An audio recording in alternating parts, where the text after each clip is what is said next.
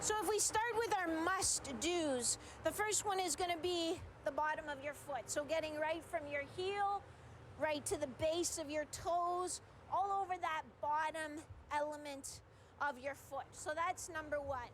The second one that you must do is sort of the upper part of your glutes. So not here on the part you sit on, but kind of up in here where it attaches almost at your low back.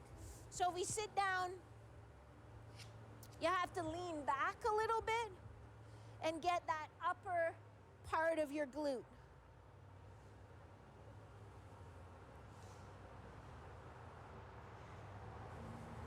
And you'll spend about 30 seconds on each. I'm just walking you through really quickly. The next must do is your hip flexor.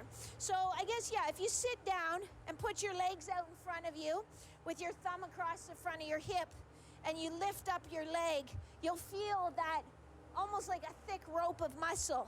You'll put the ball there and lie on that, and you just kind of hunt around to find a little tender spot.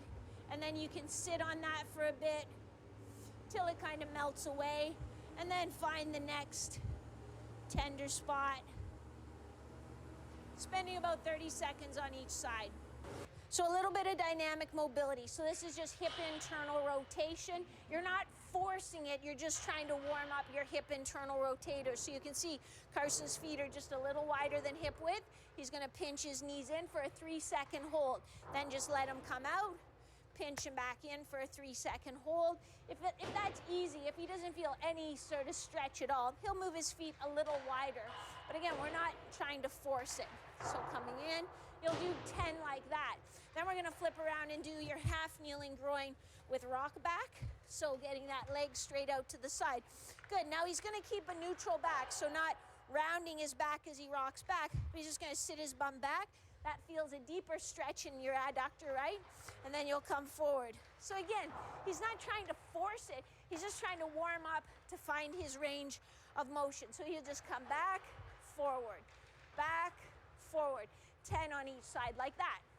Next one is a 90-90 hip stretch. So this stretches hip external rotation and it stretches hip internal rotation.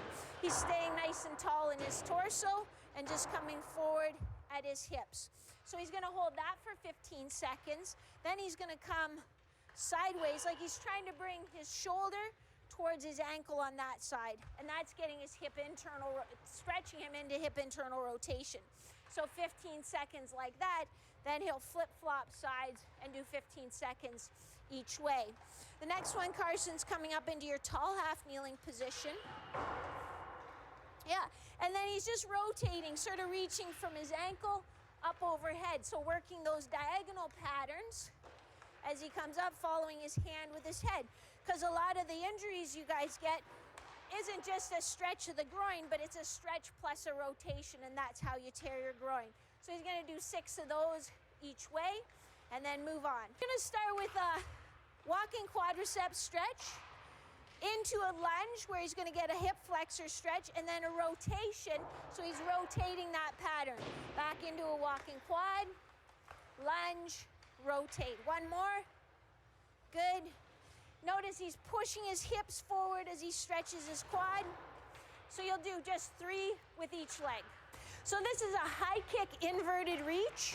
It's gonna challenge his balance and give his hamstrings a nice dynamic stretch. So he's kicking up without rounding his back, then reaching.